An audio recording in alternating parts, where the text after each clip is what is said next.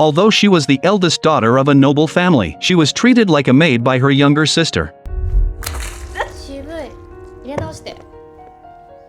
Seeing this, her father was indifferent and even tacitly approved of her sister's behavior. Mayo could only endure in silence. Even her lover was taken away by her sister. To consolidate the family's status, her father married her off to a nobleman she had never met. On Miyo's wedding day, there was no procession to send her off, and her dowry consisted only of a worn-out comb. The whole family was focused on her sister's wedding, and no one cared about Miyo's departure. All of this was because Mayo did not have a gift. In this ancient world, the royal family and nobles passed down superpowers from generation to generation. This ability was called a gift, and those who possessed it were known as gift users. The strength of the ability determined one's status. Miyo's father could control the wind, and her mother could cast illusions. But for some reason, Mayo did not inherit any abilities. Her stepmother's daughter, Kaya, awakened a powerful gift at the age of 3. As a result, Mayo was seen as a disgrace to the family, and her status was lower than that of a servant. Despite the cruel treatment, Mayo solemnly bid farewell to the family that had raised her. She touched the cherry tree her mother had planted one last time. Even though her father had cut it down, it still held memories of her mother. However, her sister and stepmother were very gloating about Miyo's plight. It was rumored that Miyo's fiancé, although a powerful gift user, was eccentric and ruthless. Many noble ladies had been engaged to him, only to be either driven away or killed. Mayo had also heard these rumors, but to her, it might be a form of liberation. After all, her current life couldn't get any worse. However, Mayo did not yet know that this unseen fiancé would completely change her life. Walking alone along the winding mountain road, Mayo finally arrived at her new home. Contrary to the luxurious mansion she had imagined, it was unexpectedly simple. Mayo habitually knelt to greet her fiancé, but received no response. She was used to being ignored and could only silently endure and wait. This man named Kudo was even colder and harsher than she had imagined, but his handsome face was quite different from the rumors. ここでは私の言うことに絶対従え。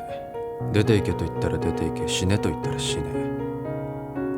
異論反論は聞かん。 Mayo sensed that her future days would still be filled with pain and suffering. On her first day in her new home, Mayo was plagued by nightmares as usual. Since her mother passed away, she had never slept well. Early in the morning, Mayo went to the kitchen to cook, startling the butler. After all, Mayo was about to become the lady of the house, and kitchen chores should not be her responsibility. But Mayo insisted on making breakfast for Kudo herself, and it was much easier than cooking for her whole family as she used to. However, when Mayo brought the carefully prepared meal to Kudo, he didn't even look at it and instead stared at her with a murderous gaze. 先に食べてみろ。食べられないのか。あ、いえ、旦那様より先。毒でも持ったか。わかりやすいことだ。何が入ってるかわからないものは食えん。